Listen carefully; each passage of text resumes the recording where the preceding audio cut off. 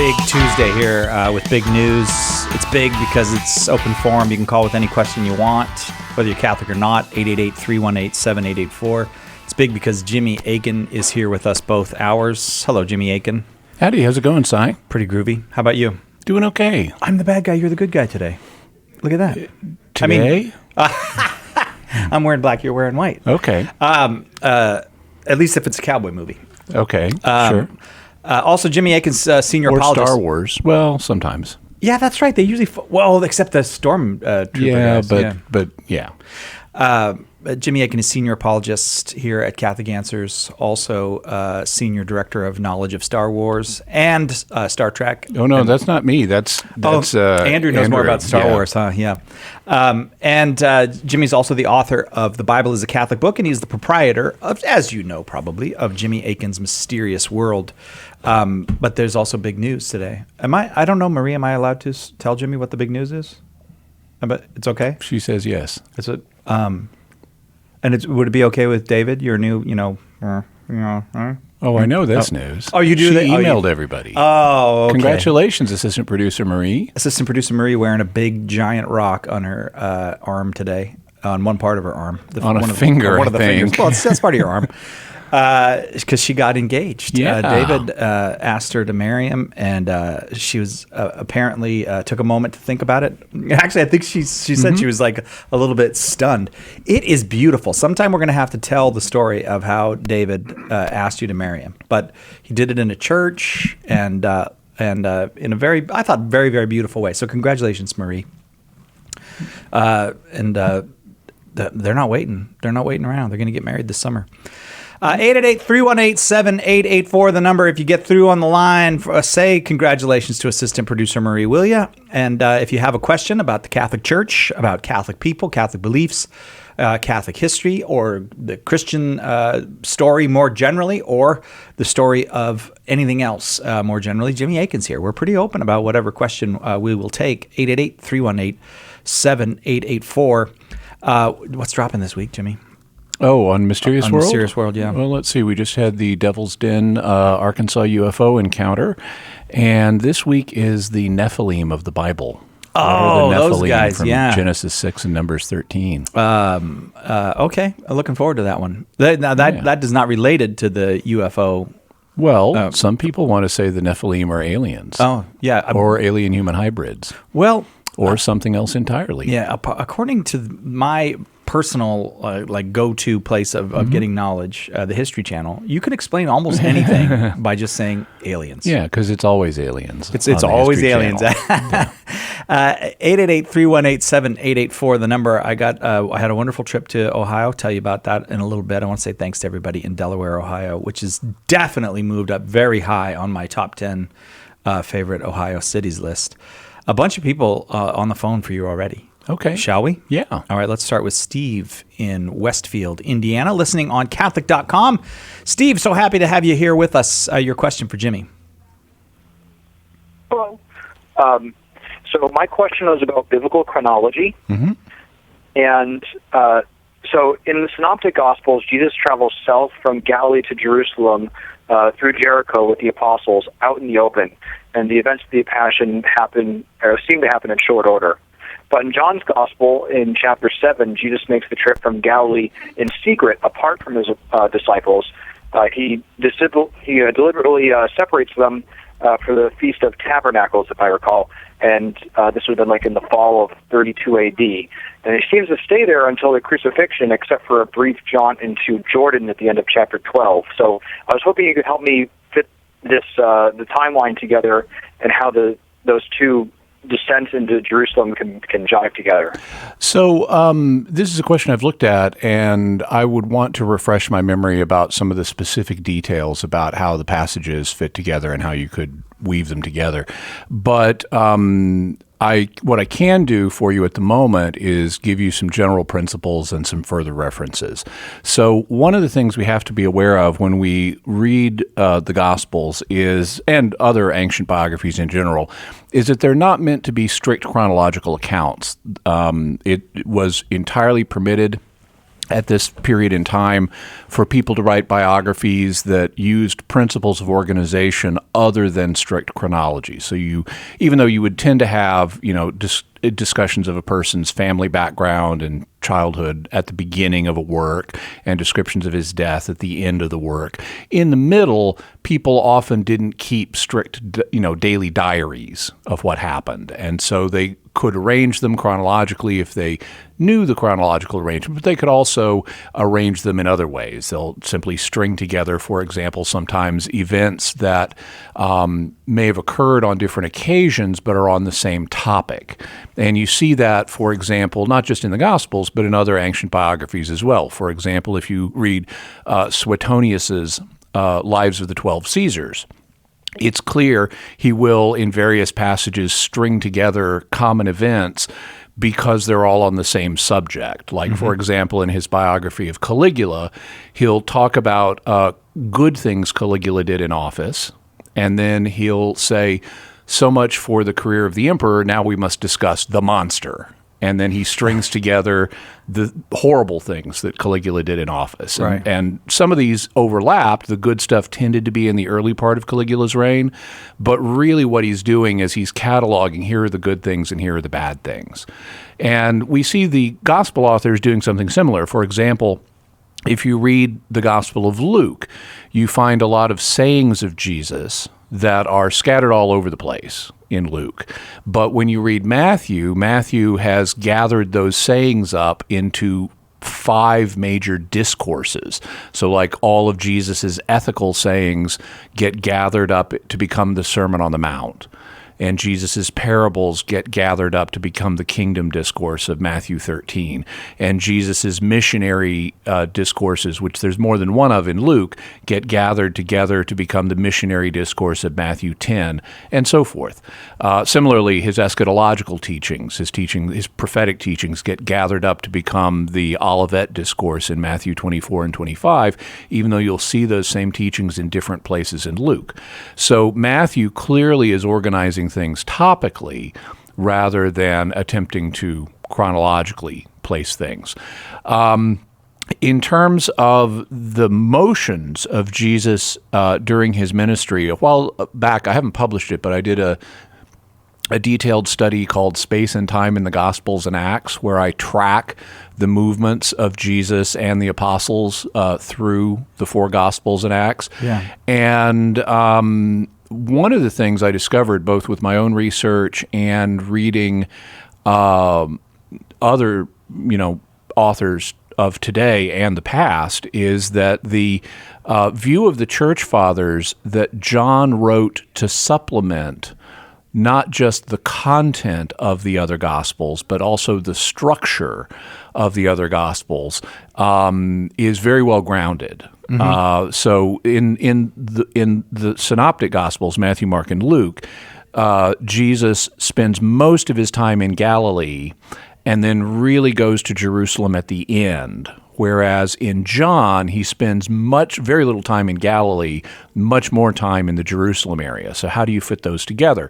Well, a view that was proposed by the Church Fathers is that John acknowledged the Galilean ministry, but that's not what he's interested in. He's wanting to supplement what the other Gospels have already recorded, so he doesn't bother repeating it, and he therefore fills in what Jesus did in other parts of his ministry that the synoptics don't record.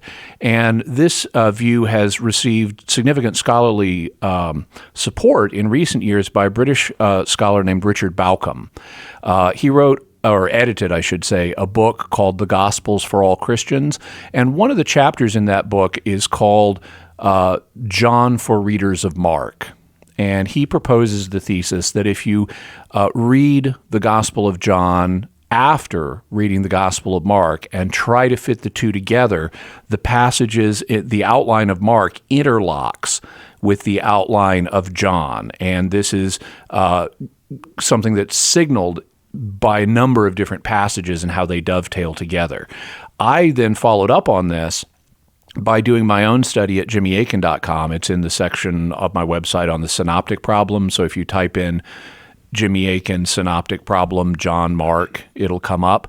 But I found some additional evidence that shows that John seems to be supplementing Mark specifically, and that he's written his gospel to interlock with Mark. And so I would recommend those two resources for you, Steve, both the Richard Bauckham essay, John for Readers of Mark, in the Gospels for All Christians, and then my own work on the subject at jimmyakin.com. And that would help clarify the specific motions and how different passages are supposed to be interrelated. Steve, thank you for that call. It is open forum. Jimmy Akin is our guest. 888-314. Oh, sorry. 888-318-7884. Got to the end. I mean, I wasn't doing it in order. I was doing the phone number, just not in order. That's okay. Sometimes I do it that way. Become unstuck in time like Billy Pilgrim. Exactly. Right now we have our store-wide spring promo going on, and you can get it all at the Catholic Answers shop. All of our books, DVDs, CDs, MP3 downloads, ebooks, and a whole bunch more on sale for 10 to 25% off. In some cases, more than that, including all of Jimmy Akin's books, CDs, and DVDs. They're all on sale. A great time to stock up on great Catholic resources. Visit us today at shop.catholic.com.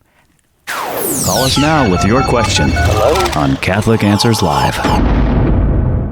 The Aquinas Writing Advantage program is part of Homeschool Connections' set of online courses for your Catholic homeschool.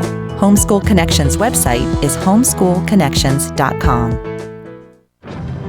There will come a day when each of us will be asked to review the movie of our life and give an account to God. We will sorrowfully relive the bad times and joyfully revisit the good. Thankfully, no matter what you've done, there is hope, since Jesus came not to condemn the world, but to save it. So if you've been away from church for a while, we invite you to come home and find the peace that only comes from God. Visit CatholicsComeHome.org.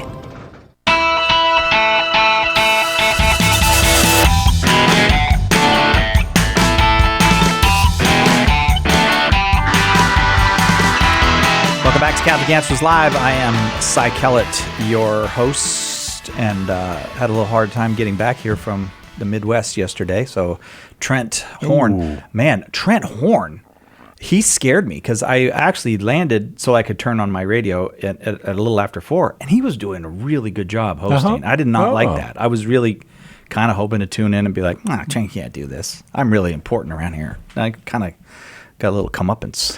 I had an interesting time coming back to San Diego once where we were flying in, and it was a bright sunny afternoon, and there was a power blackout in San Diego, and so there was no power at the airport. And they landed the plane with no power. Ooh. They unloaded the plane with no power. That's a little spooky. We got our luggage. Everything in the city is shut down. I got a taxi, but because it's San Diego, you have this sort of semi-apocalyptic, nothing is moving, everything is quiet, but it's okay. And I just had that, it's the end of the world as we know it, and I feel fine. Well, you would feel fine at the end of the world in San Diego. It's going to be 70 degrees and sunny just like it is every other day of the year. So anyways, Trent Horn, thanks very much. It really undermined my confidence in myself to hear how natural Trent was and how good he was at it. Laura, in Mexico, you are next. It is open forum. Jimmy Akin is our guest. You got a question for Jimmy? Yes, hello. Thank you very much. Okay. So, as a bit of context, I've heard that you can legitimately miss Sunday Mass if you have a sufficiently grave reason. Mm-hmm. And, well, in my case, I live with someone, my brother, who is very vulnerable to respiratory illnesses. And so I'm quite worried that if I get infected with the COVID-19 virus, he definitely get infected as well. And for him, there's a very high chance that it could become life-threatening. Mm-hmm. And since churches are like basically hotspots of contagion in my country, I'm thinking I might have to stay home and miss Sunday Mass for the next 2 weeks. Would that be like a legitimate thing to do? And if so, what else can I do to fulfill the Sunday obligation? So, if one has a legitimate reason for not going to Mass on a Sunday or a holy day of obligation, you're simply excused from the obligation. You do not have one. Having said that, the Code of Canon Law recommends that you do some other spiritual activity, and that could be watching the Mass on television. It could be praying the Rosary or some other prayers. It could be reading the Bible, but it's a recommendation, not a requirement.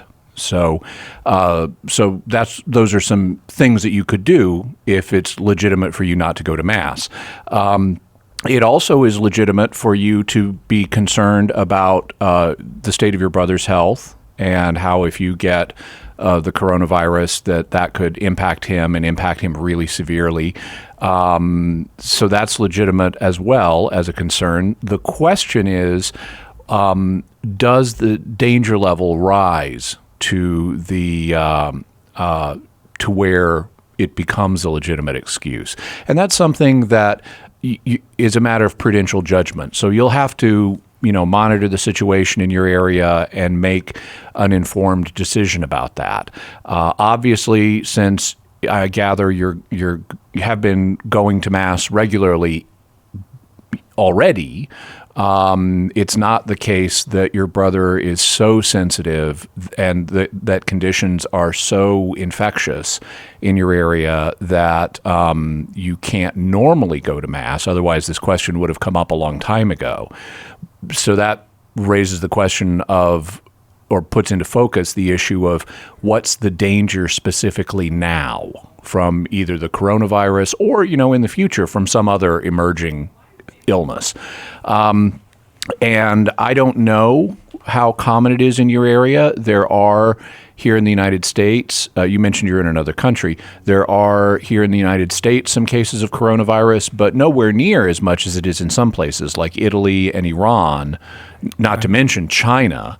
Have much more widespread outbreaks. And here in the U.S., it's still fairly confined. There aren't that many cases. But it could get to the point that, in any given area, whether it's in the Wuhan province in China or in northern Italy, I know there have been masses canceled.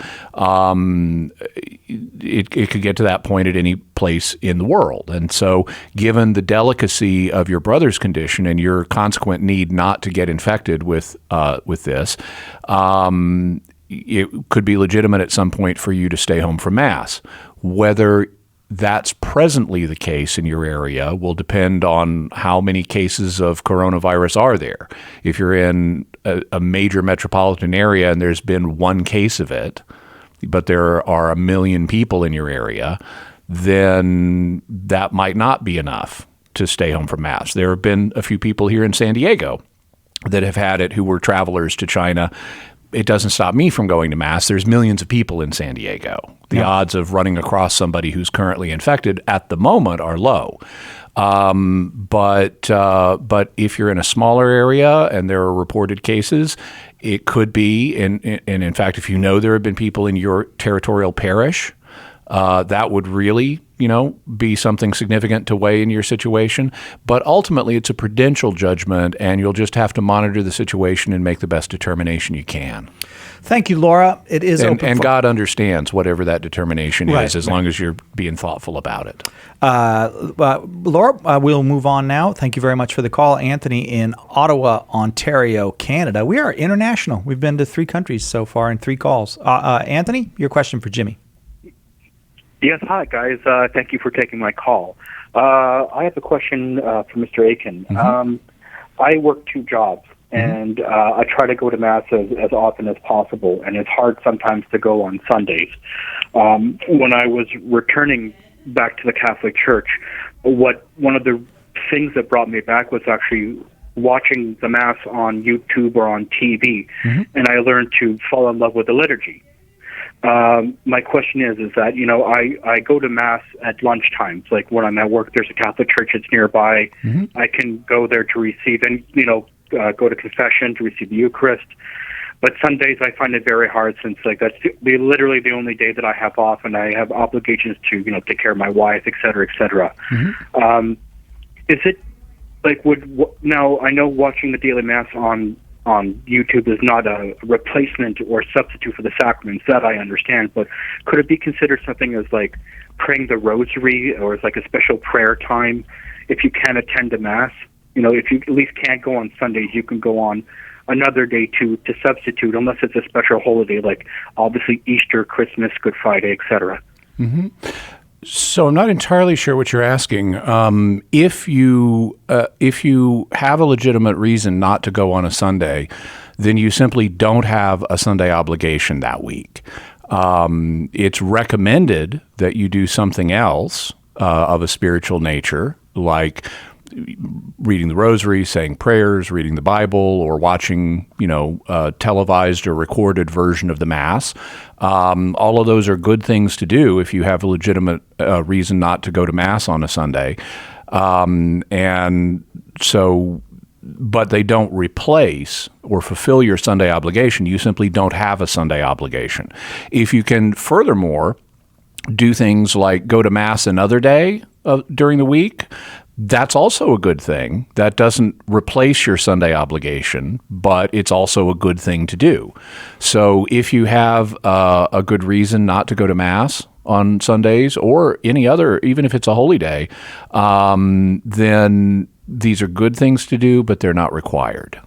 Thank you, Anthony. We'll go now to Tim in Dallas, Texas, listening on the Guadalupe Radio Network. Tim, your question for Jimmy.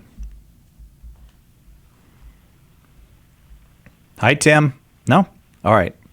Hang on. If Tim comes back, we'll go back to him. You know what? I might have pushed the wrong button. Tim, are you there? I am here. Okay, sorry. Can you hear me? We can, yes. Your question for Jimmy. My question is about Martin Luther. Mm-hmm. As I pick up bits and pieces of his life over the years, it almost sounds like he suffered from scrupulosity, mm-hmm. and that may have led him to make a lot of questionable calls. And I just wanted to know what you thought of that, or if that sounded reasonable. Well, I always, I hate to psychologize people, by which I mean I hate to try to explain their actions or beliefs based on their psychology, because I don't want people doing that to me. If I have come to particular views, let's say on a theological subject, I don't want people saying, "Oh, well, you hold those views because some psychological reason." Yeah. I want them to take the evidence for my views seriously, and so I want to extend that same courtesy to other people, including Martin Luther. Having said that, Lutheran scholars themselves will talk about how Luther at various points in his life felt a great deal of guilt, and how to his contemporaries it seemed like he felt excessively guilty over even very small things. And I know that there have been recent Luther scholars like Erickson, who have proposed that Luther did have a kind of anxiety disorder, perhaps obsessive compulsive disorder, and there have been other people who've looked at the historical record and said it looks like he did suffer from scrupulosity. However that may be, that's interesting, and it could shed light on the theological views that he adopted. But my inclination would be to say we want to keep those two questions separate. Luther, not everybody who was participated in the Reformation had scrupulosity or OCD. So you can't look at the Reformation and just say, oh, it's all a product of OCD or something like that. Right. Even if that were the case for Luther, it's certainly not the case for everybody. And even if Luther had these conditions, that doesn't mean that that we can dismiss his arguments. I mean, people who have OCD or scrupulosity will think through certain things very, very carefully.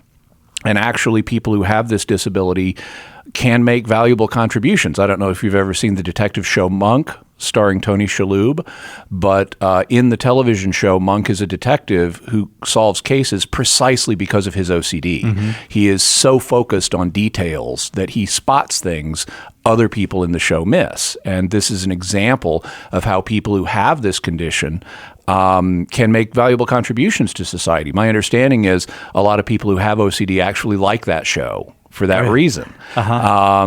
And so in the case of Luther, I mean, Luther could say, okay, maybe I do have scrupulosity, maybe I do have OCD. What that caused me to do is think through this issue really carefully and look at this evidence, so you need to take my argument seriously. So rather than dismiss Luther's views on psychological grounds, I would say regardless of the psychological role in this, if any, we still need to look at Luther's arguments and deal with them rather than just dismissing them because of his personal history. Tim, thank you very much for the call. We got 2 lines open for you now, 888-318-7884. Jimmy Akin is our guest. Jimmy's latest book, The Bible is a Catholic Book, available and on sale, like all of Jimmy's stuff right now, at shop.catholic.com. Right back with lots more questions for Jimmy. He's here with us both hours today, both hours open forum with Jimmy, 888-318-7884. Your questions, Catholic Answers, live. Have you subscribed to the Catholic Answers Radio Club newsletter? This is Catholic Answers Live host Cy Kellett, and I want to tell you about our new weekly newsletter full of behind-the-scenes information and facts you need to know about the show. It's easy to sign up. Just visit CatholicAnswersLive.com and look for the newsletter sign-up box on the front of the page. It's a great way to keep up to date with what's happening with the show and see what's coming in the days ahead, delivered weekly into your inbox. Sign up today for the Catholic Answers Radio Club newsletter and see what you've been missing. Go to CatholicAnswersLive.com. Many Catholics ignore the Bible. They say they have the church instead. But we should embrace sacred scripture, not just as the revealed Word of God, but as a Catholic work, intimately connected with the church from the earliest centuries. In The Bible is a Catholic Book, apologist Jimmy Akin shows how the Bible cannot exist apart from the church, in its origins, in the truths it contains, in its careful preservation over the centuries. Scripture is inseparable from the Catholic faith. This is fitting, since both come from God for our salvation. If you're a Catholic who sometimes gets intimidated by the Bible is a Catholic Book will help you better understand and take pride in this gift that God gave the world through the church. After all, Catholics are the original Bible Christians. Order your copy of The Bible is a Catholic Book today by calling 1-844-239-4952, visiting shop.catholic.com, or asking for it at a good Catholic bookstore near you.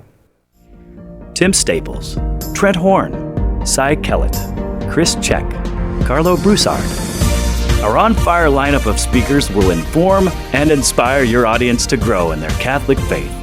For more information on booking a Catholic Answers speaker for your event, visit CatholicAnswersSpeakers.com today.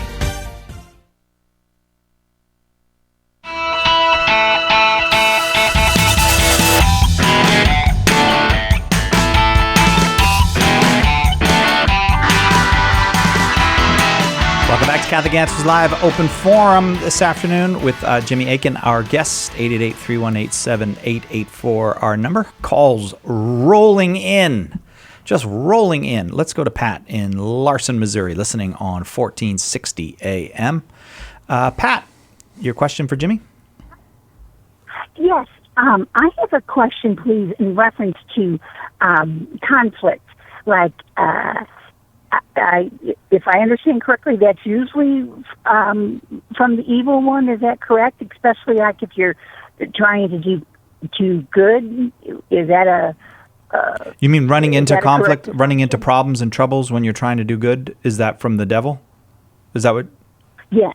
Okay, let's start there. So I would say that the situation is more complex than that. There certainly are situations where the devil may stir up conflict, but the devil is not the only source of problems in the world.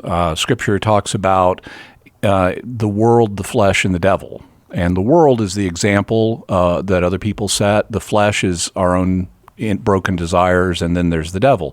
And so conflict, even when it's a destructive thing, is something that you don't automatically want to say, oh, the devil caused this. It very well could be, no, it's just the way, people in society have been trained to handle this situation that leads to conflict. Or it could be, someone's desires are are causing the problem, and the problem may be on more than one side. It could be that that you have people on both sides of the conflict who are submitting to something, whether it's the world, the flesh, or the devil, that they shouldn't be.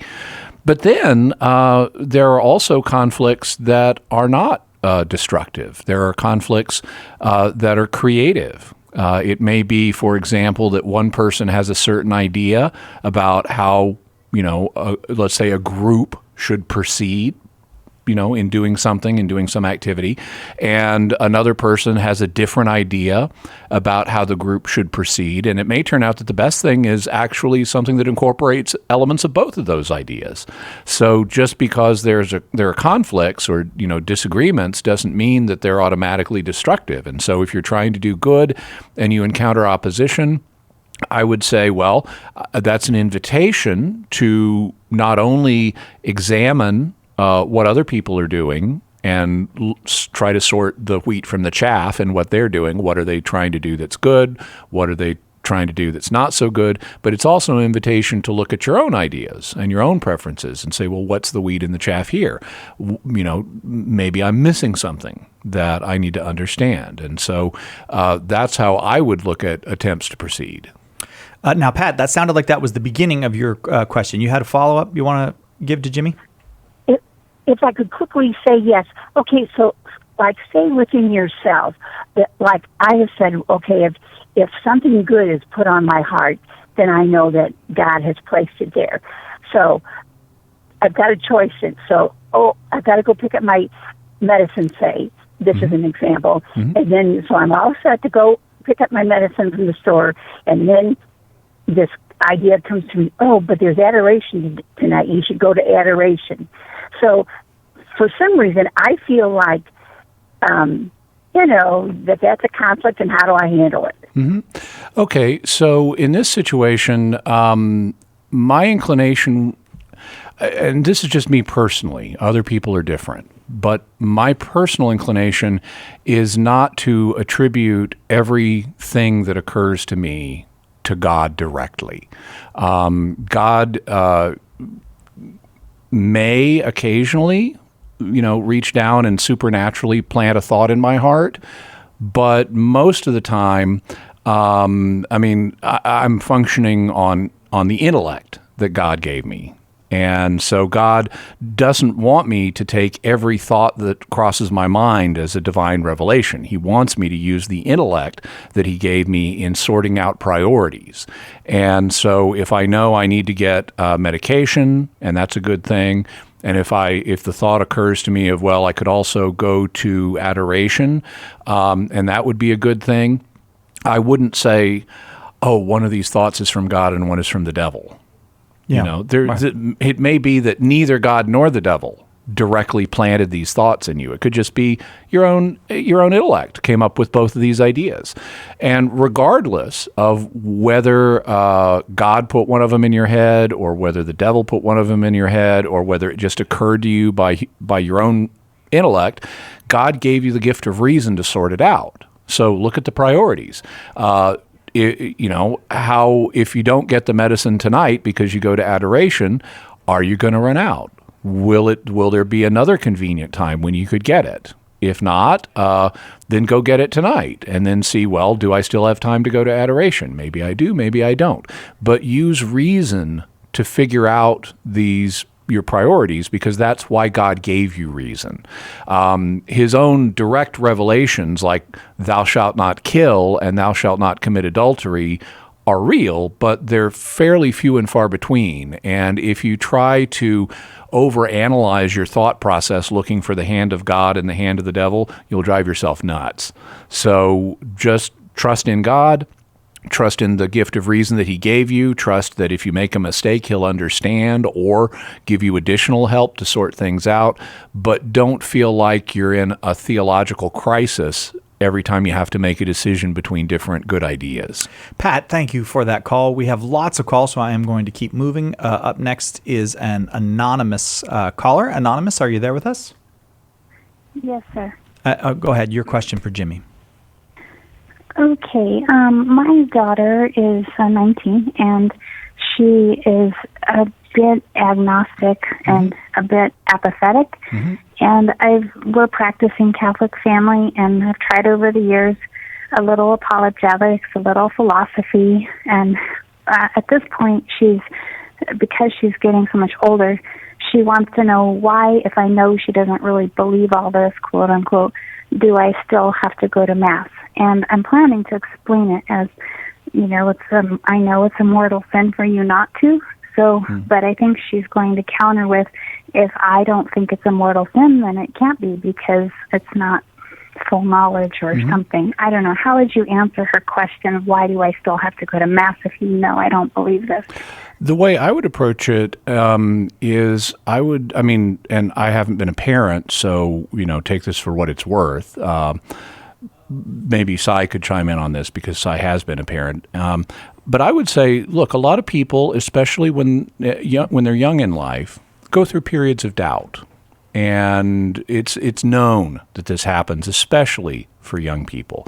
But what tends to happen is later in life, they come back to their faith and they regret having been away from it, and they regret some of the things they may have done as a result of being away from their faith. And so, when you're an adult, you'll be free to make your own decisions. And you can choose whether or not you're going to go to Mass. But while you're here, I want to do what I can to help you maintain a connection with your faith. It's only an hour a week. And so, I would ask that you continue to come with us and that you look on the experience as positively as you can. That obviously this is something a lot of other people find great value in. And I would invite you to think about that fact and, think about the value that other people find in this and be open to re-exploring this question. And I'll be more than happy, to help you with that re-exploration, even if it just means, finding an apologetics book or DVD or something that you could use. But while you're here, I want to do what I can because I love you to help you maintain a connection with your faith, even if you're presently doubting it. I don't want to just close the door on that and see you sever ties that you may one day regret. And so that would be how I would tend to approach it. I don't know that I would bring up the mortal sin thing. If she, through no fault of her own, innocently believes that it's not a mortal sin, then it wouldn't be for her. And also that kind of gets us into some harsh territory. My inclination would be to try an approach that's more focused on love, and I love you, and I want to help you maintain this thing that's important to me and has been important to billions of people and maybe has been important to you in the past and may one day be important with you in the future. Now, having said all that, if it gets to a point where you sense this is really driving a wedge between her and God, if she, gets to a really intensely angry state about this, then you might need to say, for the sake of her soul, I'll let her wander for a while and trust God to bring her back. But that wouldn't obviously be my first move. My first move would be to say, while you're here, I want to do what I can because I love you, and so I would ask you to do this and look on it as positively as you can. Anonymous, how does that sit with you? Very good, thank you. Oh, very good. Well, God bless you. Thank you very much for the call. It is open forum. We got to take a quick break. Jimmy Akin, our guest, 888-31-TRUTH, our number. Bringing you the truth. Catholic Answers Live. Underwriting for Catholic Answers Live is provided by Real Estate for Life. Real Estate for Life connects homebuyers and sellers to real estate agents while supporting pro-life organizations. On the web at realestateforlife.org. You've heard that St. Paul Street Evangelization supports hundreds of teams of evangelists sharing the good news. But did you know that some of these teams are public prayer stations? Set up a sign on the sidewalk and offer prayer and encouragement to those you encounter. Everyone needs prayer. Try this new method of witnessing to Jesus. Contact St. Paul Street Evangelization to get started at streetevangelization.com. That's streetevangelization.com. The leading Catholic voices are on EWTN Radio. The church has 2,000 years of wisdom to share on what it takes to live life gracefully. And we're so overwhelmed by how much our faith has transformed our marriage and family especially. We want everyone to experience the incredible gift that the Catholic vision of life and love really is. More to Life with Dr. Greg and Lisa Popchak. Tomorrow morning, 10 Eastern on EWTN Radio.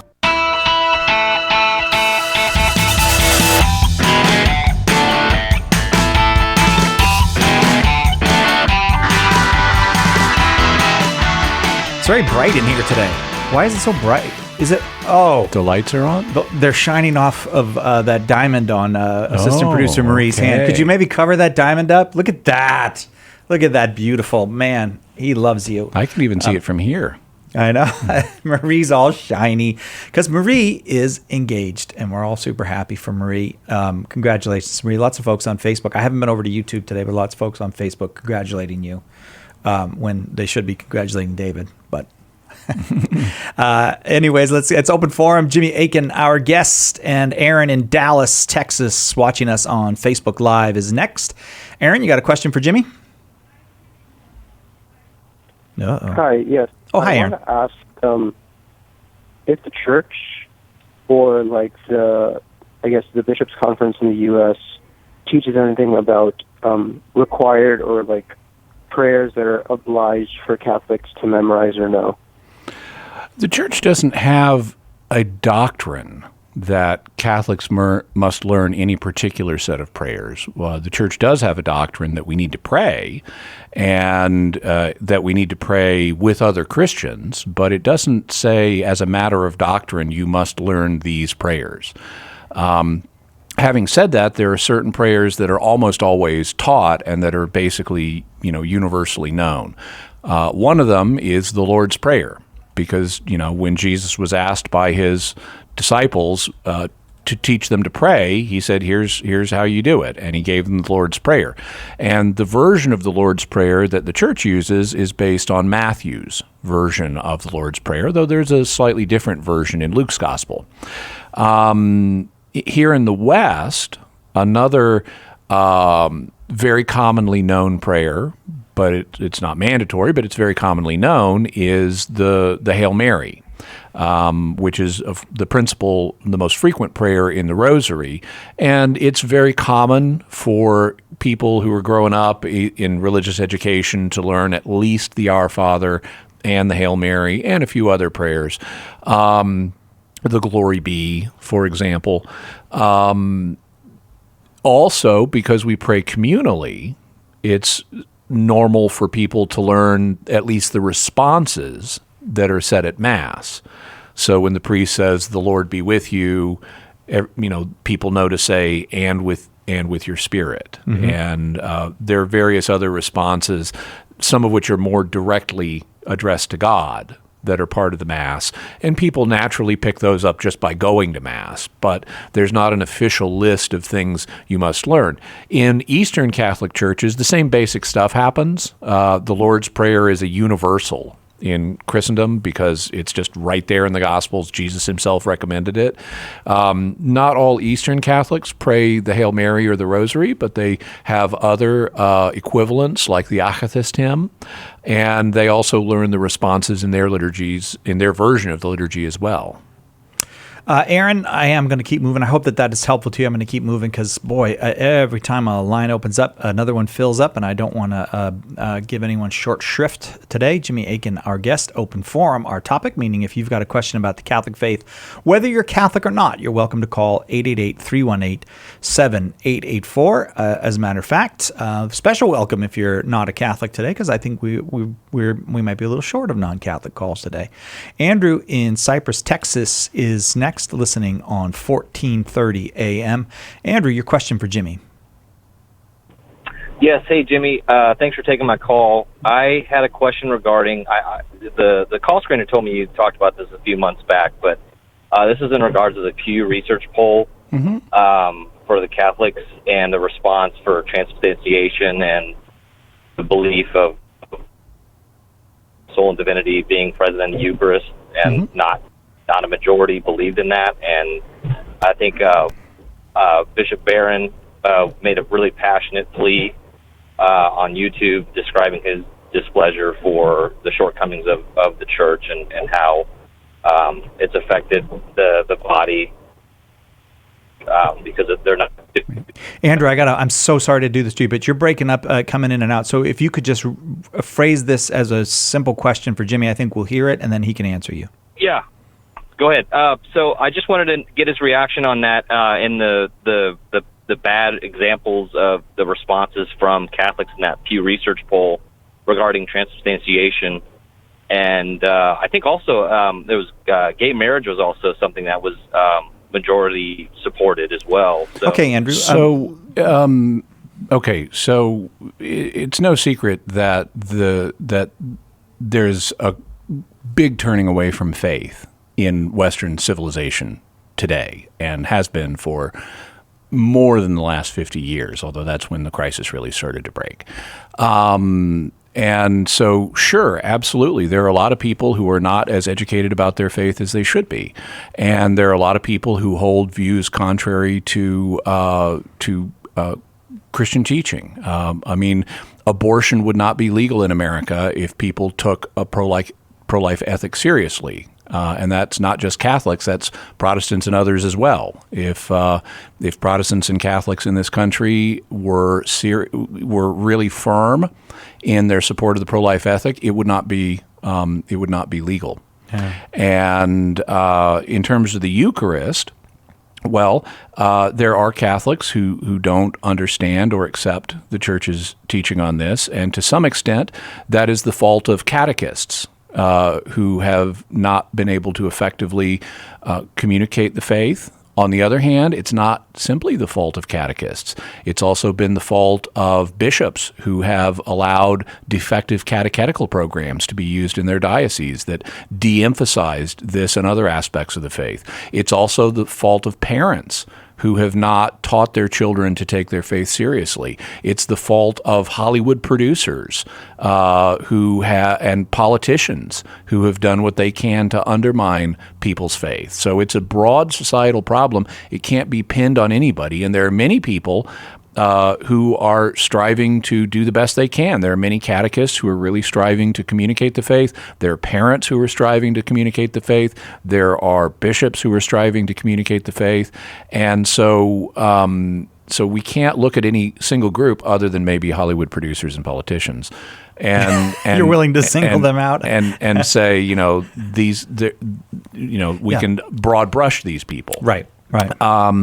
Also, though, and this is what I've commented on before, I'd have to go back and look at the details of the most recent poll. But what I've seen from these polls in the past is they are often phrased in a way that is confusing. And they present multiple options that sound kind of like what the church teaches, but aren't exactly like what the church teaches. And so unless you're a theological expert who has time to sit down and parse the exact wording and the nuances of that wording in the poll, you're likely to end up selecting something that you think sounds right, but isn't quite it. And that doesn't mean you don't believe in the real presence. It just means that the poll is written in a confusing way such that the correct answer, if there even is a correct answer on the poll, does not immediately leap out at you from the others.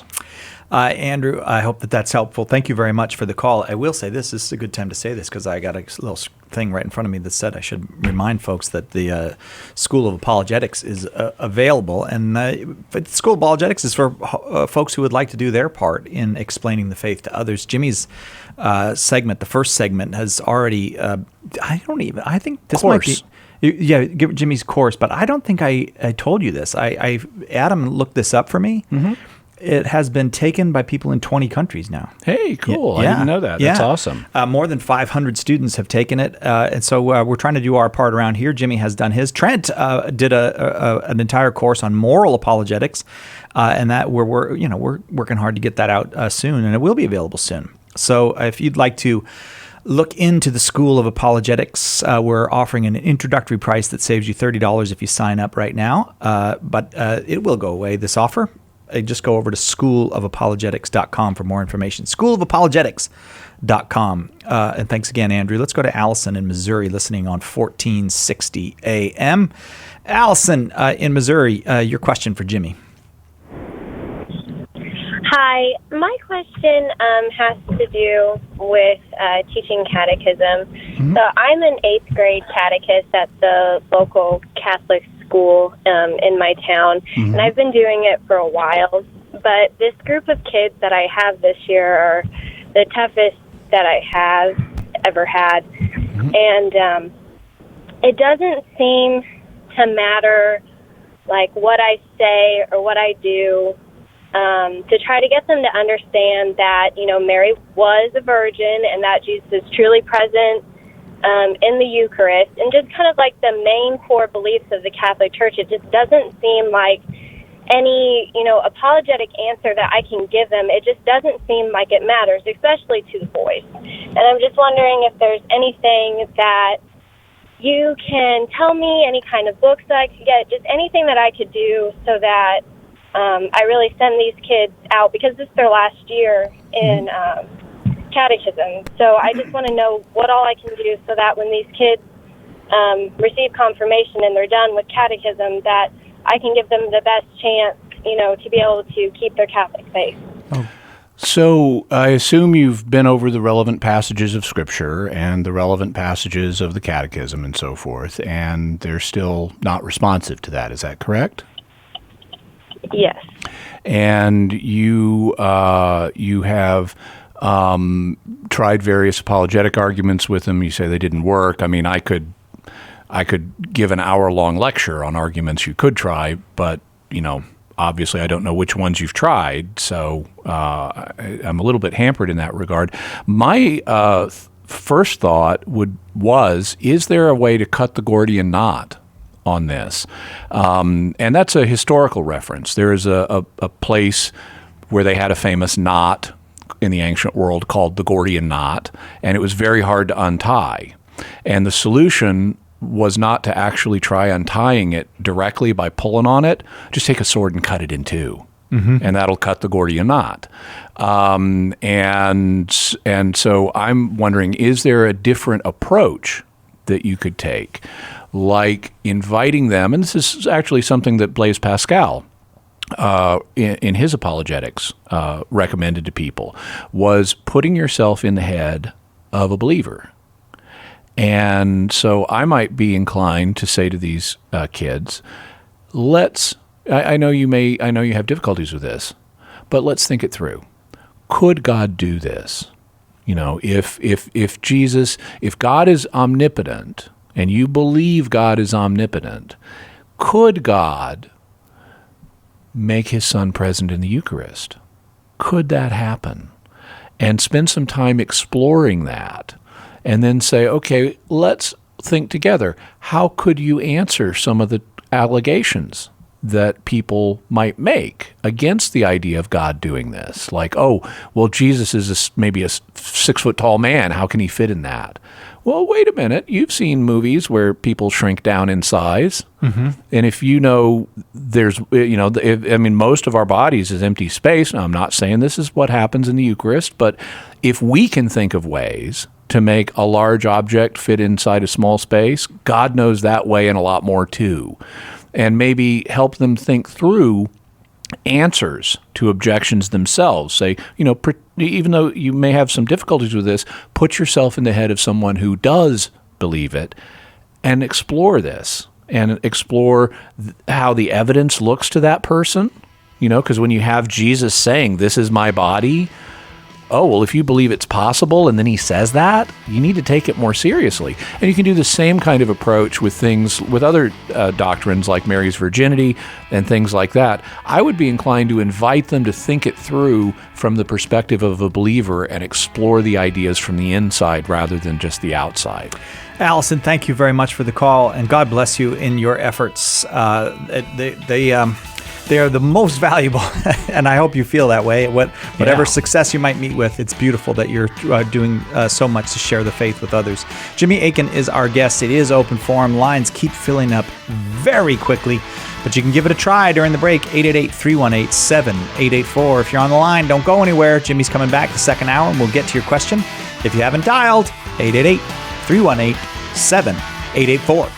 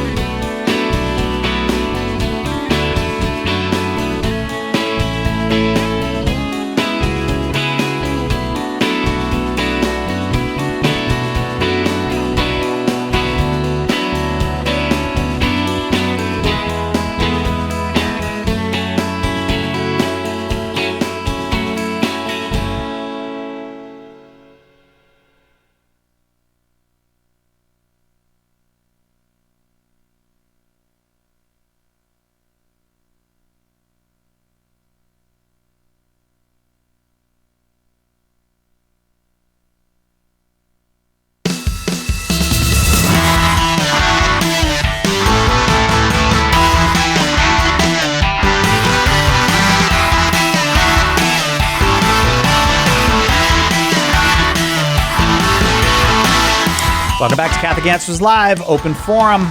If you've got a question about the Catholic faith, this is your hour, or your 2 hours continue this hour.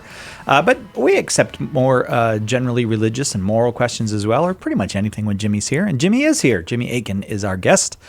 He is senior apologist here at Catholic Answers, the author of The Bible is a Catholic Book, and the proprietor of Jimmy Akin's Mysterious World. Thanks for coming back for a second hour, Jimmy. My pleasure. Was it at all tempting just not to head for the road? The thought didn't even occur to me. Oh, I'm glad to hear that. That's a great relief. And again, I want to say thanks to the folks at St. Mary's in Delaware, Ohio. The Knights of Columbus were so generous. And Steve, one of the Knights of Columbus, who I didn't ask him if I could use his last name on the air, so I won't, arranged for me to come and was an unbelievably good host. And one of the best things a host has ever done for me, he did for me. What's that? He's an Army pilot, and he's been flown like 1 million hours or something. He'd take you up in his jet and fly you around? Not jet, a propeller plane, Oh, single cool. engine propeller plane, and we just flew around at like 2,000 and 3,000 feet. Neat. Yeah, and as soon as I stopped crying, I really enjoyed it. No, it was great. He was really. I really appreciated this because he's an acrobatic pilot and he can do all that stuff. But he said, "Do you want to do acrobatics or not?" And I said, "No, I would not like to do that." And he was fine. That's fine. Like he wasn't one of those. I'll get you anyways. Good. Yeah. And a lot of fun. And I was reading a book that was a history of Area 51. The Groom Lake facility in the Nevada Test Range. Right. And one of the things they developed there back in the 1960s, where they do a couple of planes. One of them is famous as the SR-71 Blackbird. Right, yeah. Which is funny because it was originally, its purposes are reconnaissance and strike. Oh, okay. And you always want to do your recon before you strike. Yes. So it was called when it was being designed, it was called the RS-71 Blackbird. Yeah. But then when President Lyndon Johnson announced the project, he switched the letters accidentally. And he's the president. And since he's the commander-in-chief, they just changed it. That's funny. But another plane that they developed there was the CIA's equivalent of the SR-71 Blackbird, which is called the Oxcart. And so you had this general, I forget his name, but you had this general who lived in the Washington, D.C. area, but would spend a lot of time out at Area 51, and he would get homesick and want to go home to his wife. Well, when you have access to supersonic aircraft, no way, you can kind of do that for the night. Just go. And so he had a pilot that he worked with, and who lower ranking pilot, but he and the lower ranking pilot would get in the plane. They'd refuel over Arkansas. They'd be back in D.C. in a couple of hours, and then the pilot would hang out there at his hangar at the airport. Have a drink, go to sleep for the night. He'd go home and the general would go home and be with his wife. Well, the pilot has to get his hours in. Yeah. Too, so that counts as flying hours. Well, thank you, Steve, and thank you to all the Knights of Columbus and everybody, and Father Sylvester and everybody over there at St. Mary's in Delaware, Ohio. A really cool thing happened. Father, they have these steeples on their beautiful old, looks like, that's old to us because we're in California, but, late 19th century, early 20th century church, and the cross on the top. It looks, I used to live across the street from and go to Mass at Mission San Diego, which is older than the United States. Oh, yeah, but that's like one, I know, but that's one church of all of the churches and all the buildings around us. That's clearly, right, you're right. Father Sarah. I called dances in Old Town San Diego twice a month. Okay, California is old. All right, I apologize for that. But at their church in St. Mary's, some kind of windstorm knocked the cross. So the cross was kind of looks a little hanky. And so this town is which again? In Delaware, Ohio. Delaware? Okay, so it's the Leaning Cross of Delaware? Yeah, it is, yeah. Mm-hmm. Right, and they're kind of a little bit famous for it, but they like to get it fixed. Mm-hmm. And the priest was telling people, it'd be nice if we get this fixed. So, and after one of the masses, someone gave him a check to do it. Hey, awesome. Yeah, that was a beautiful story. Just don't fix the Leaning Tower of Pisa. No. Yeah, right. We don't want that. That would ruin the whole thing. Lucas in Chile. Oh my goodness, Chile is way down south in South America. Mm-hmm. Should have got to this caller quicker. Lucas, thank you for waiting. Lucas is listening on the Catholic Answers Live app. You there with us, Lucas? Yep, I'm here. Can you guys hear me? We can. Yes. Your question for Jimmy. Perfect. Hi, Jimmy. Thanks for having my question. No problem. My question is, when is it fine to defend the faith and the Eucharist physically?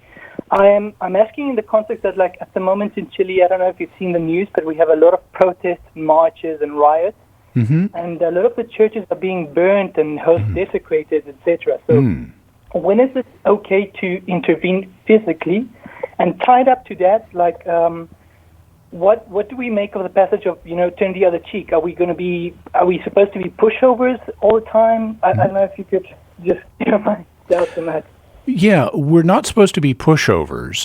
We can use legitimate defense. In the case of the Eucharist, so anytime there's a known danger to the Eucharist, the advisable thing to do is for the pastor who's in charge of the parish, or whoever the administrator is, to take the Eucharist and hide it so that it won't be desecrated if the church is harmed.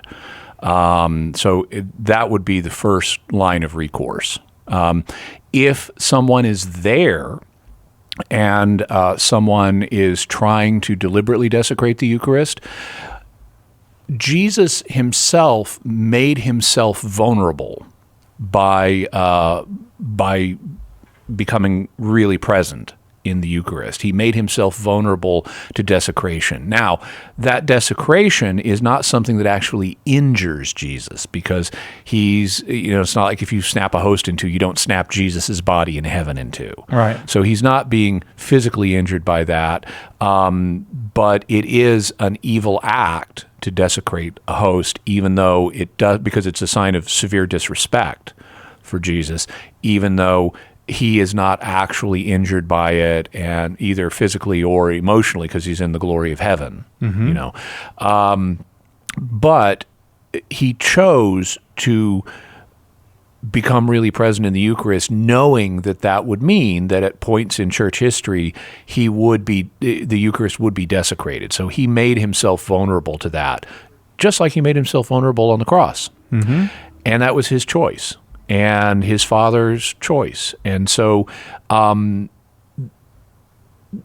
different calculations play out in this regard than they do other human beings here on earth. So, for example, if I am in a situation where violence is about to be used on an innocent bystander, let's say a child, to make it easy, let's say my child, I can use physical force to repel that violence up to and including lethal force, because the child is an innocent. The child has not and does not have the capacity to volunteer to make himself vulnerable to this. It is my job as a parent to defend him. Well, that's not the situation with respect to us in the Eucharist. Jesus is not our child, and he chose to do this knowing that desecrations would sometimes happen. So I could not, for example, shoot someone to kill them to keep them from desecrating the Eucharist. Okay. The way I could shoot someone to keep them from killing my child. Yeah. So let's walk it back a step from shooting. Punching. Well, that one to me is kind of on the border. But I can see I could mount arguments both ways, and I'd have to try to think about it, because certainly I think yelling would be to, hey, stop that, this is desecration, and getting really emotionally heated about it. Well, that does inflict a kind of damage on a person. So if you're yelling at them, you're being really heated, it's clear you're angry, that does inflict some damage on the aggressor on the emotional level. And so I could see an argument for, well, maybe like slapping them in the face or something, that a little bit of physical damage to help them wake up. I could see an argument there. I'm not saying I'm convinced by that, but I could see it. What I definitely would be convinced by is using your own body as a shield. You could use yourself as a shield, even to the point of being killed, to defend the Eucharist from being desecrated. But that would be an action that, to my mind, would be supererogatory. You wouldn't be required to use your body as a shield, but it would be highly praiseworthy and meritorious to use your body as a shield. So that's kind of a sketch of some of the different responses to this kind of situation. Obviously, like I said, the preferred response would be to conceal the Eucharist so that it cannot be desecrated.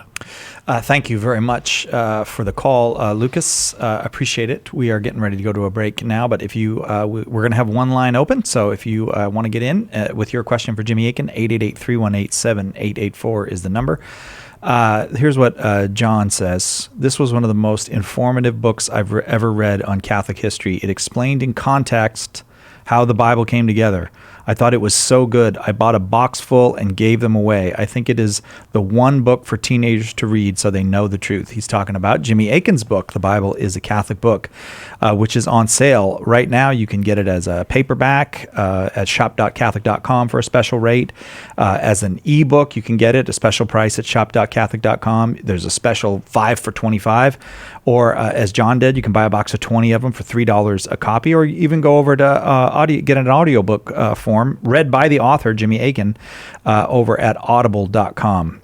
Those are all the different ways that you can get a copy of Jimmy Akin's The Bible is a Catholic Book. And I want to just share before I let you go one more little quote. And this is from Marshall, who says, it is a quick read that is full of useful information. He said a lot of other nice things about it, but I wanted to get to this part.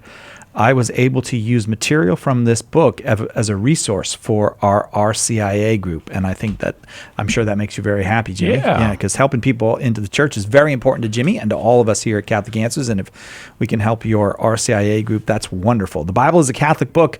Shop.catholic.com or audible.com to get your copy today. Catholic Answers Live.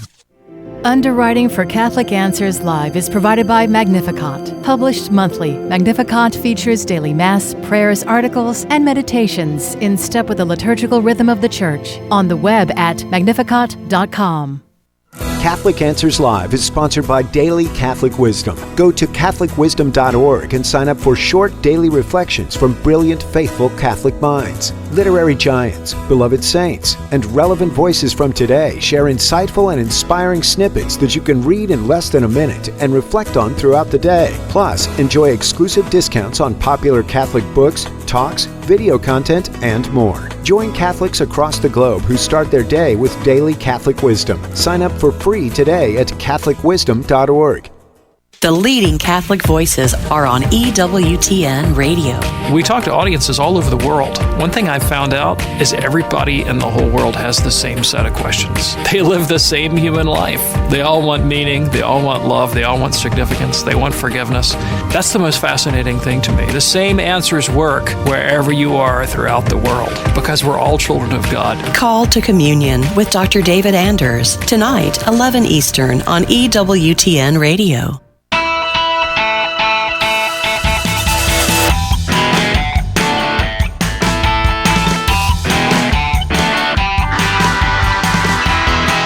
Welcome back to Catholic Answers Live. Lots of folks on the line. It's open forum. Jimmy Akin is here, so we'll go to Art in Palm Bay, Florida. Art is, well, let me see. Are you there with us? Listening on Divine Mercy Radio. Art, welcome. You got a question for Jimmy? Yes, I do. I was doing my rosary, and I was studying the Fifth Sorrowful Mysteries, and I went to Luke, and I went to Luke 23, verse 34, where it states that, Father, forgive them, who know not what they do. But I happened to look down into the footnote, and it states that this did not occur in the oldest papyrus manuscripts of Luke, and want to know if that might have been added later or something, or what do I make of that when I read it? Well, so this is an example of what's called a textual variant in the New Testament. A variant is a place where part of the text reads one way in one manuscript or group of manuscripts, and it reads a different way, or sometimes more than one way, in other manuscripts or groups of manuscripts. And textual variants occur because in the ancient world, books had to be hand copied by scribes, and that led to scribes occasionally, making a mistake. Sometimes they'd spell a word a little differently because they didn't always have standardized spellings the way we do today.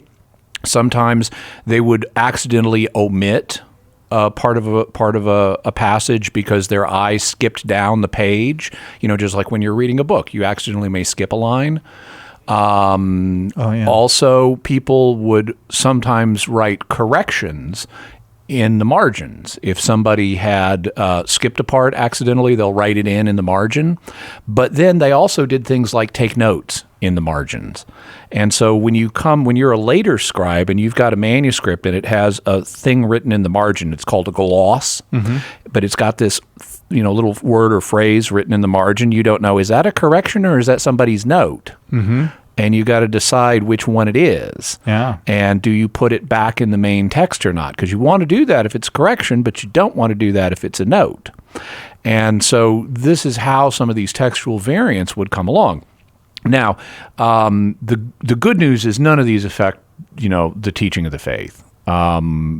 Also, good news is, they're all minor in the New Testament. Even there are a couple of passages that are a little longer. There's one in John's Gospel, it's the woman caught in adultery, and then the longer ending of Mark are lengthier examples, but they don't affect a doctrine of the faith. The longer ending of Mark basically summarizes material that's elsewhere in the Gospels and Acts.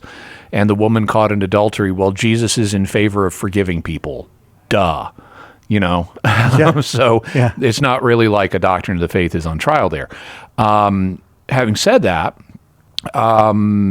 it's also good news that in recent centuries, as we have discovered more manuscripts from the ancient world, scholars have developed a science for studying textual variants. It's called textual criticism. It's also sometimes called lower criticism. And it's called lower criticism because it's trying to establish the foundation. Foundations are low. So it's trying to establish the foundation of the text. What was the original text? And scholars have made a lot of progress as we've discovered new manuscripts and discovered the relationships between them. For example, we can tell this one scribe wrote this manuscript, but he also did this other one. We can tell by his penmanship. Or we can tell this later scribe was copying from this earlier manuscript, and because of how the particular variants it contains. And so we've made a lot of progress in sorting all of this out. In the case of Luke 23:34, the part of Luke 23:34 that says, "Father, forgive them, for they know not what they do," that is something that is not found elsewhere in the Gospels, which suggests to me it's an independent tradition. It's not like this was over in Matthew and someone accidentally copied it into Luke. Oh, I see. Yeah, right. You couldn't do that because it wasn't there. Because it wasn't there. So that suggests it's an independent tradition. Somebody in the early church had a tradition that Jesus said, "Father, forgive them, for they know not what they do." And that person could have been Luke. Most modern scholars seem to think it wasn't. That because the earliest manuscripts don't have this, they think that it probably was added later. But even if it wasn't Luke, somebody in the early church had this tradition, and maybe they put it in as a margin note, as a reminder. And then maybe they even had a tradition that he said it on this occasion. Yeah. And then it eventually got incorporated into the text of some manuscripts. But it's certainly something that jibes with what else we know about Jesus' teaching on forgiveness and personal responsibility. So whether or not it was in the original version of Luke, it's still a thought that is very wholesome and pious and that corresponds with what else we know about Jesus. And it could even be one of those traditions known as an agraphon.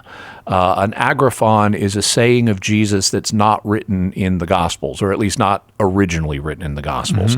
The most famous agraphon is St. Paul's saying in Acts that Jesus was known for saying it is better to give than to receive. Yeah, but there were other agrapha that are reported in various places in the Church Fathers and other early Christian writings. And it could be that this was a genuine agraphon of Jesus that eventually got incorporated into the text of some manuscripts of Luke. Thank you very much for the question. We appreciate it. It is open forum, and I'm just moving along quickly, so I hope no one takes offense today, but we really are getting tons of calls calls. So I'm going to go now to Corey, who's also in Florida, but Corey is watching on YouTube Live. Corey, your question for Jimmy. Hi, Jimmy. I appreciate you taking my call. No problem. So my question came up from the recent readings on Sunday about Christ's temptation in the desert. Mm-hmm. I'm just wondering if I know the fallen angels weren't granted the beatific vision. Mm-hmm. So how much did the devil know of God's plan? And if he knew that Jesus was God incarnate, wouldn't he know that he couldn't tempt him? Yeah, so I can tell you the way I approach this. I tend to think that that the devil knew certain outlines of God's plan. He knew that God was going to send his son into the world, but he didn't know all of the details. He didn't know who Jesus was, for example, not in the beginning. And to my mind, that's the purpose of the so-called tempting in the wilderness. The Greek word here for tempt also means test. And since, if you read in Matthew's version of this, the devil comes to Jesus and says, if you are the Son of God, do this. Mm-hmm. And that suggests the devil has some doubt about if he's the Son of God. Now, he wouldn't be asking this question if he hadn't identified Jesus as a possible candidate for being the Son of God, but it sounds like the devil has some doubt. And so I would view this as an attempt to both determine, is this really the Messiah? Is he really God's son? Because if he is, he won't give in to these temptations. On the other hand, if he's not, I can corrupt them. I can corrupt him and get him on my side. Right. If he does give in to these temptations. Yeah. Or get him to kill himself by jumping off the temple when he's not the Messiah. Mm-hmm. So I think my personal view is that this is the devil trying to figure out, is this God's son or not? There's a question then about how much of God's plan did the devil know in advance, and that's something that I don't think we can really answer. There are different views that you could propose. One of the views you could say, well, no, he knew the whole thing. He knew this was Jesus, and he just wants to put pressure on Jesus's human nature. Even though he knows Jesus is not going to give in to these temptations, he's just the devil. He wants to mess with stuff. He wants to cause pain.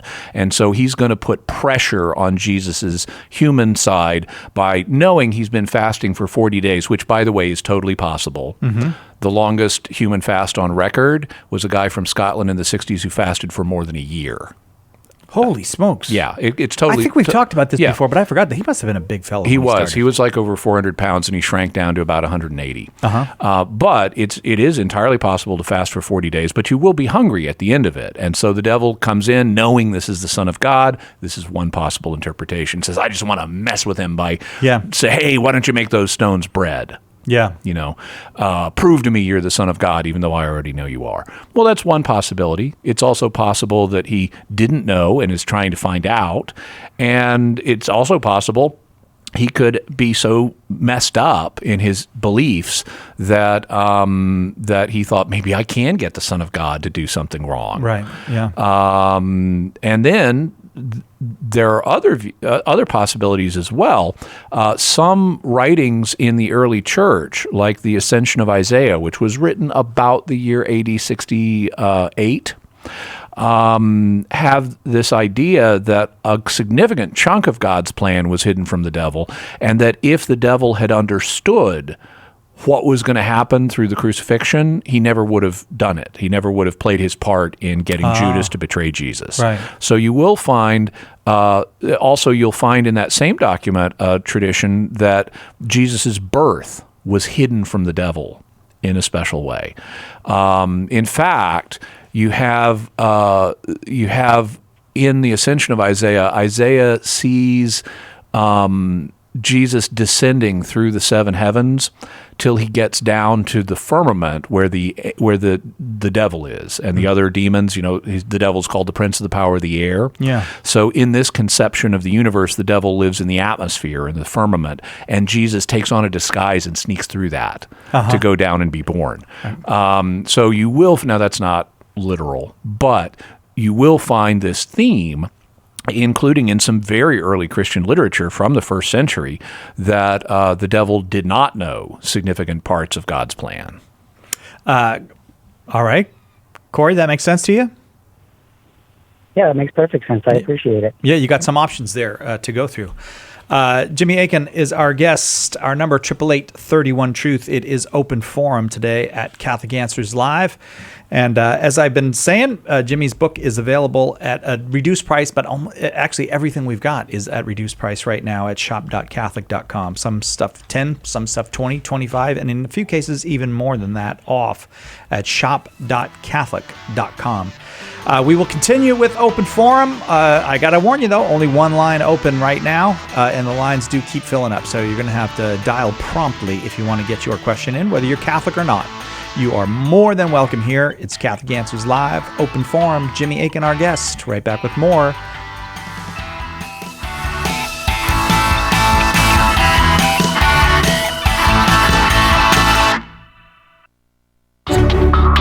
Hello, this is Archbishop Salvatore Cordileone of San Francisco.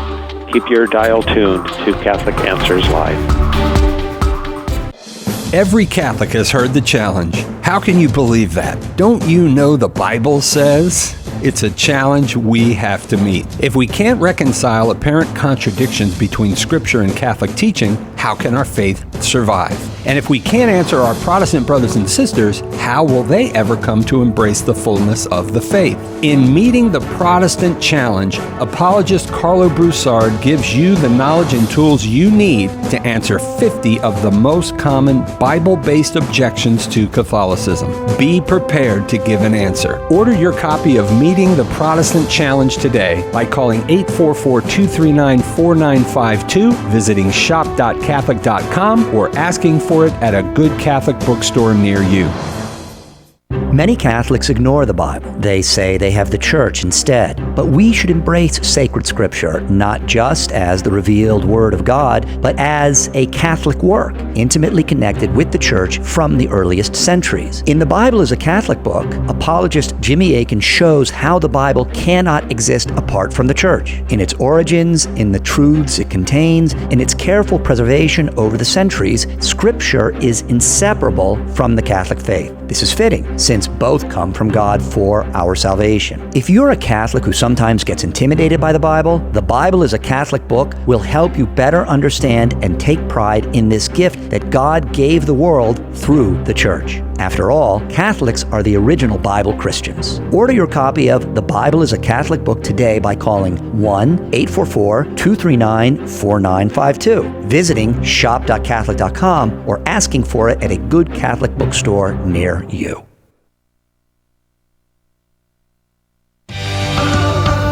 Have you ever inadvertently embarrassed yourself or someone else? Share with us on tomorrow's Take Two with Jerry and Debbie at noon Eastern. Now let's get back to more of Catholic Answers Live.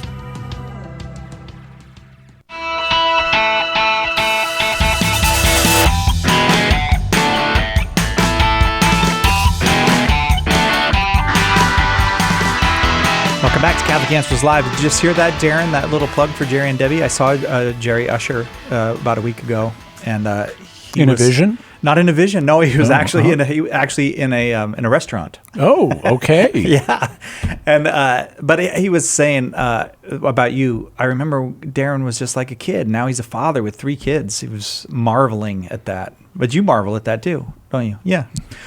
It's open forum. Jimmy Akin, our guest. Mark in Fort Worth, Texas, next. Hi, Mark. Your question for Jimmy?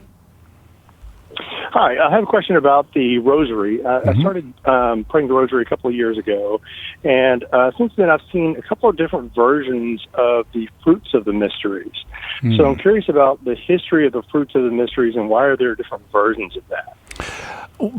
So, as far as I'm aware, any fruits attributed to meditating on particular mysteries of the Rosary is purely something that individual authors have come up with and that then individual publishers have adopted in their Rosary booklets. So it's not like the Church has an official teaching or even an official practice of connecting particular fruits with particular mysteries of the Rosary. This is not something that you're going to find a Vatican document on saying the fruit of this mystery or meditating on this mystery is this fruit. That's something that spiritual writers have come up with, and not all spiritual writers have that, which is why you don't find these on all Rosary pamphlets. There are a lot of Rosary pamphlets that don't have fruits connected with meditations on particular mysteries, and the ones that do are going to have various mysteries depending on who the publisher is and who wrote that pamphlet. As John Paul II pointed out in his apostolic letter where he proposed the luminous mysteries for the Rosary, there's no one way to say the Rosary. There's lots of ways to do it, and not everybody has to be the same. In fact, he commented about some of the different ways that in that apostolic letter, he commented on some of the different ways that it's done in different parts of the world, and they're not all the same. Like, some people add the Fatima prayer between mysteries. Right, yes. That's not an official part of it. Yeah. Other people have other prayers that they add in, either during or at the end. Some people use the luminous mysteries. Some people don't. Yeah. There's no one way to do this. If you go to various parishes where they'll pray the Rosary, man, it seems like it's catch whatever the person who's leading the Rosary throws in there. That's what you're getting today. It does, yeah. And sometimes it's a lot. Sometimes you're like, well, we're saying the Rosary, and some of these prayers I never even heard before. What I've noticed is there's kind of a piety creep. Yes. Where it's like, right. we just got to add one more little thing. Right, exactly. Yeah. Yes. Thanks, Mark. Let's go to Nick in Oakland, right here in California, watching on YouTube Live. Nick, your question for Jimmy. Yes, quick question. The non-Chalcedonian churches, like the Ethiopian Orthodox, Armenian Orthodox, or the church in Kerala, India, since they broke with the church after Chalcedon, would they have valid bishops, valid holy orders, and valid sacraments? Yeah, because the doctrinal issues that divided them from the rest of the church didn't deal with the essence of the sacrament of holy orders, and so they are perfectly capable of, unless something else has intervened, they're perfectly capable of passing down the sacrament of holy orders through their bishops, just like other Christians are, who have retained the sacrament of holy orders. All right. Thank you. Thanks, Nick. Sure thing. And it's fortunate that we can report today that some of those doctrinal separations have now been repaired. Oh, really? Yeah. So, for example, John Paul II signed joint declarations on Christology with individuals, representatives like of the Coptic Church who were considered monophysites, yes, and also representatives of churches that were considered Nestorians. Mm-hmm. And so, in looking back on the issues that at the time separated us, the parties have said, well, whatever the history was, even though we use different language, we agree on the substance. Yes. And so we could sign these joint declarations with the Catholic Church today. A lot of good news. I imagine part of that is just is actually, I mean, sure, there's many things that go into it, but is actually a manifestation of the technology of our age that we can get together with one another easily and over periods of time work these things out, whereas in the past it would have been essentially impossible to do those things. And there's greater language scholarship, Yeah. and the Holy Spirit has been leading churches on a path of reconciliation. So, yeah. Yeah.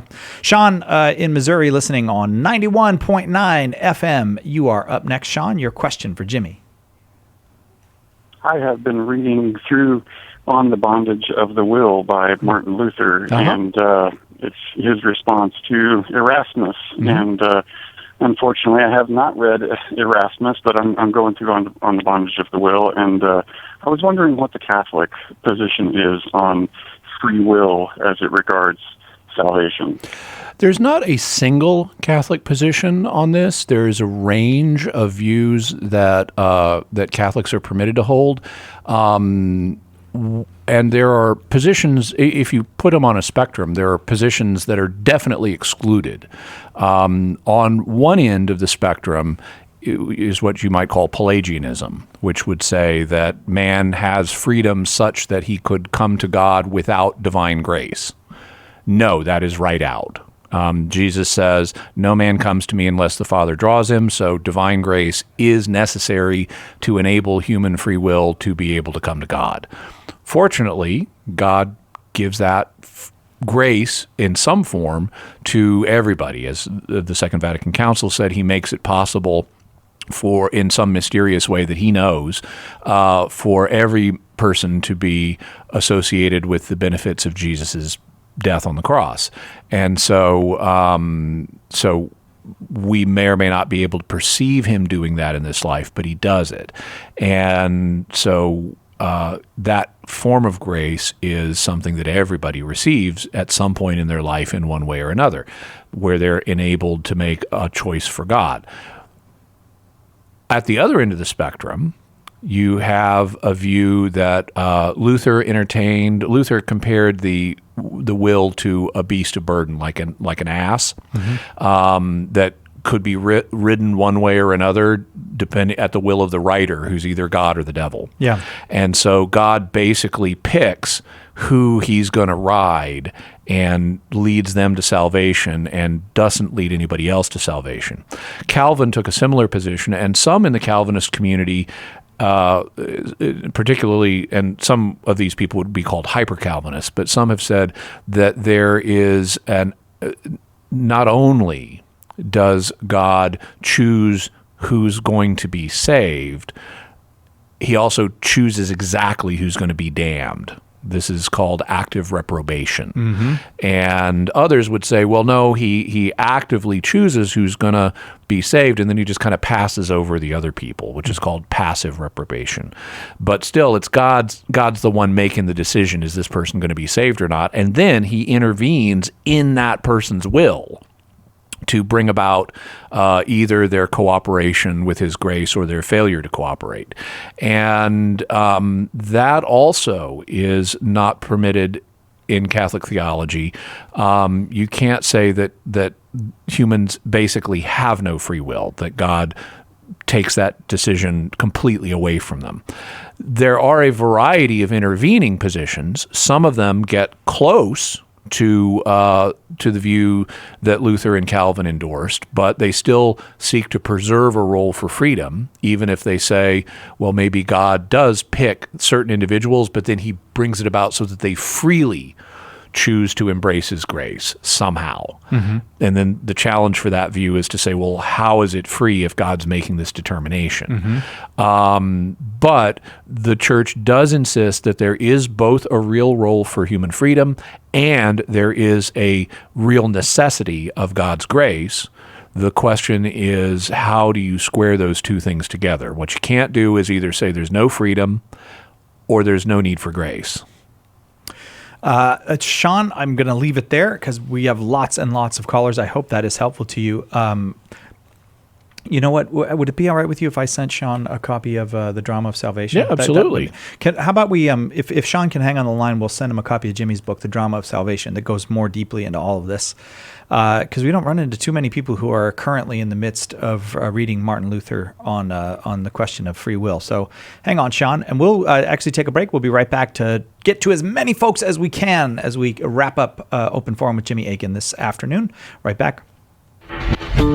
It's all about the truth. Catholic Answers Live. This is Father Donald Calloway from the Marian Fathers of the Immaculate Conception. As we are in our season of Lent, let us remember that the Lord's love for us is everlasting, that he offers to us a time of grace, a time of prayer, a time of penance, a time of almsgiving, so that we can have transformed hearts, so that we can grow in virtue. Read the scriptures, be a little more devoted in your prayer life, and watch the change and transformation that happens in your heart. St. John Paul II stated that, for the disciple of Christ, evangelization is a duty, an obligation of love, and the Catechism of the Catholic Church states that evangelization is necessary for salvation. So we know we're called, but how do we do it? St. Paul Street Evangelization can help. To learn more, contact us at streetevangelization.com. That's streetevangelization.com.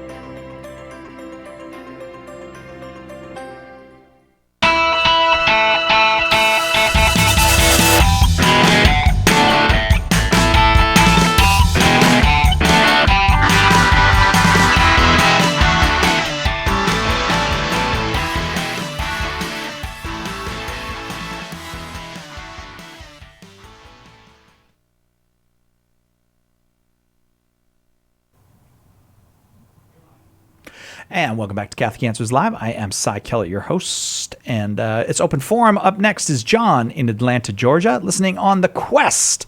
John, delighted to have you with us. Your question for Jimmy Akin. Thanks, guys. Jimmy, besides a complete canon, what is it that makes a Catholic Bible translation, quote unquote, Catholic? And what should the average Catholic know about looking at these different Catholic translations before they get into them? Okay. So actually, having a complete canon is not required for having a Catholic Bible translation. There are Catholic Bible translations that just contain the New Testament, for example, or even a part of the New Testament. For example, a number of years ago, Alba House, which was a publisher associated with the St. Paul Fathers and Sisters, published what's called the Alba House Gospels. And so they just translated the 4 Gospels and put them out. Mm-hmm. You could similarly translate a single book of Scripture and put it out. You could say, here's the Jimmy Akin translation of Romans. What you need to do, what canon law requires you to do, is if you're going to publish a translation, you need to get church approval on it. And that approval, for practical purposes, even though you could technically go to the Vatican, the way it really works is the National Conference is required to approve it. So if I wanted to publish a translation of the Book of Romans, I would need to first translate it, and then I would need to submit it to the Committee on Doctrine at the United States Conference of Catholic Bishops, and they would review it, and if they didn't have any problems with it, they could approve it. Otherwise, they could request revisions, or if it's really terrible, they could reject it outright. But all of the different Catholic editions of Scripture that you see have been through that process, or an equivalent one. I mean, like in England, let's say. Yeah. With one exception I can think of.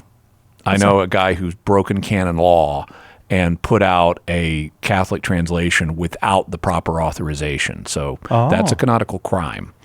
Don't do that. Don't do canonical crimes. Yeah. Especially if you cannot do the canonical time. Yeah. So it's not from a major Catholic publisher, though. So I don't want to even mention it lest I give it publicity.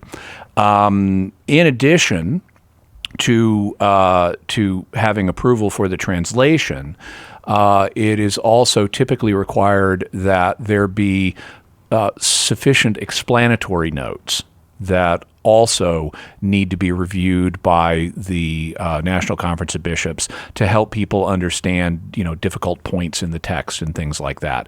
And in some translations, you'll see loads of explanatory notes. In others, you'll see very minimal explanatory notes.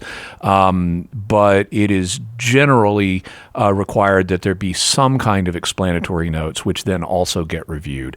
Unfortunately, sometimes those notes are not the best.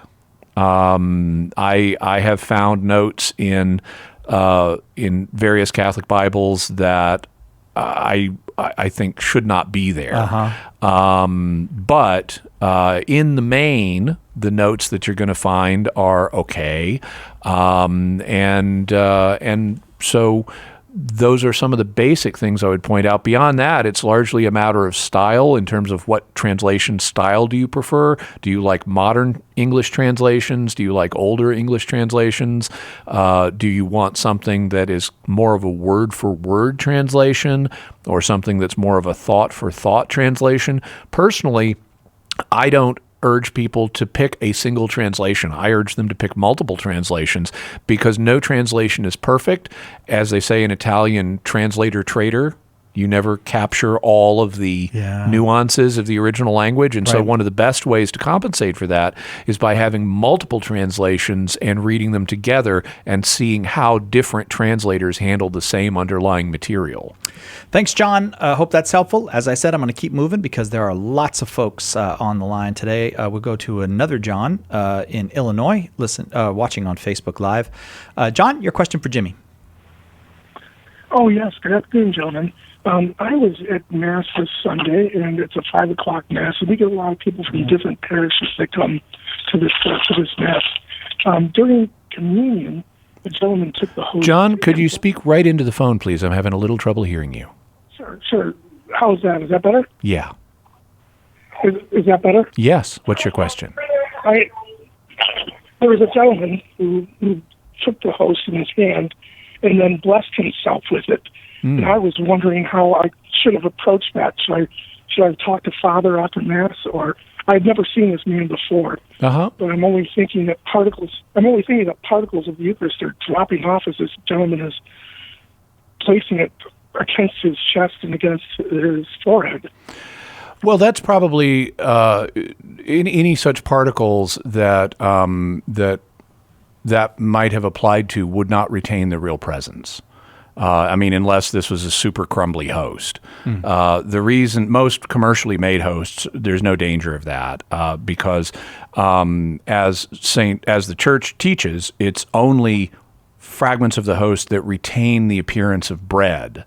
So it's identifiable as this came from a host. It's not just a piece of white dust. Okay. Are needed to retain the real presence. It has to have the appearance of bread. So if you can't tell by looking at it that, oh yeah, this is something that came from a host, it's not going to retain the real presence. St. Thomas Aquinas talks about this.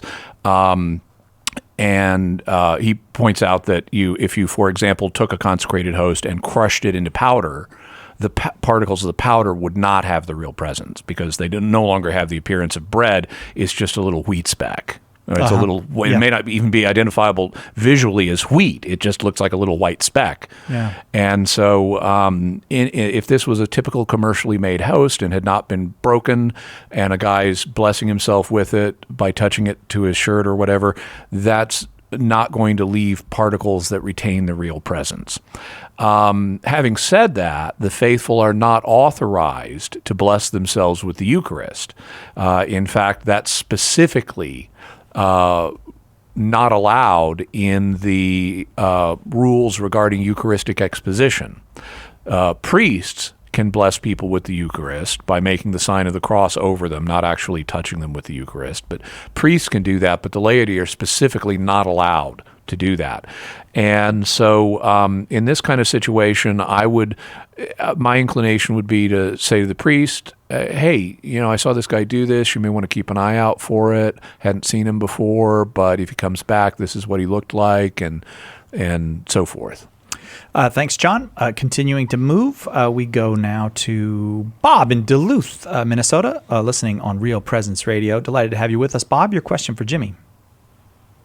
Yeah, hi. My question is in regards to the sacrament of confirmation. Mm-hmm. And it's my understanding there's been some discussion within the Church about moving the age at which a child receives that sacrament to a younger age than, say, high school. Mm-hmm.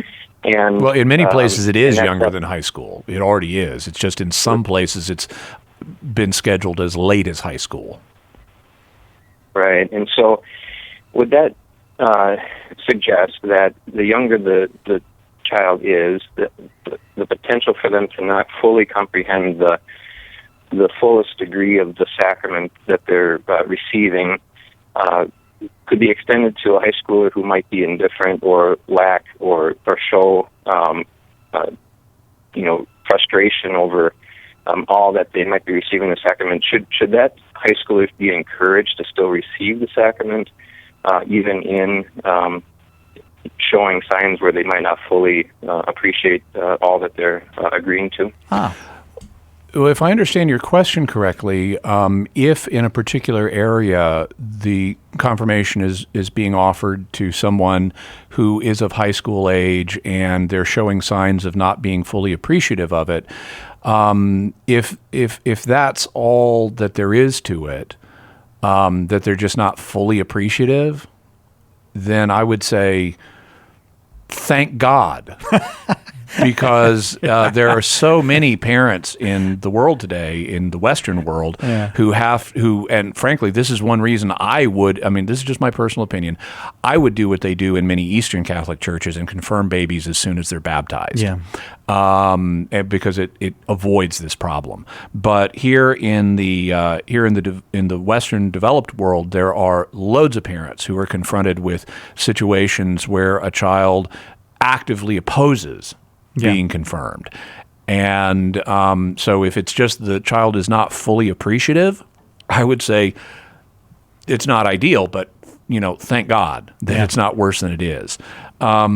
And if a child did show reluctance or lack of full appreciation, I would do what I could to help the child appreciate it further. Doesn't mean he has to become, junior theology man at this age, but he wants to have a basic understanding of God's going to strengthen you to live the Christian life through this and things like that.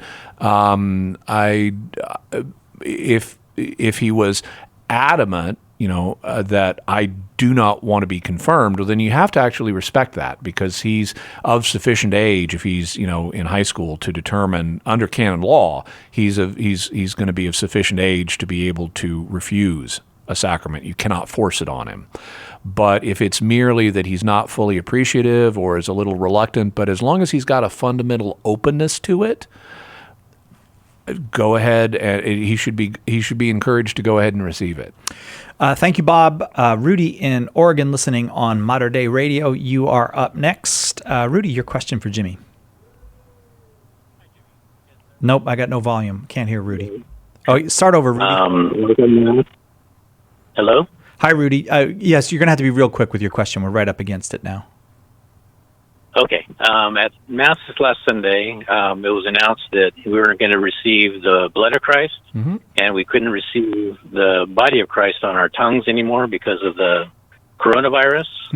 My question is, if we truly believe in the body, blood, soul, and divinity of Christ in the real presence of the Eucharist, why would we think that we can catch the coronavirus from it? Or should we be actually doing that and giving that kind of example to others who don't believe? Okay. So we don't have a promise from God that germs aren't going to hitch a ride.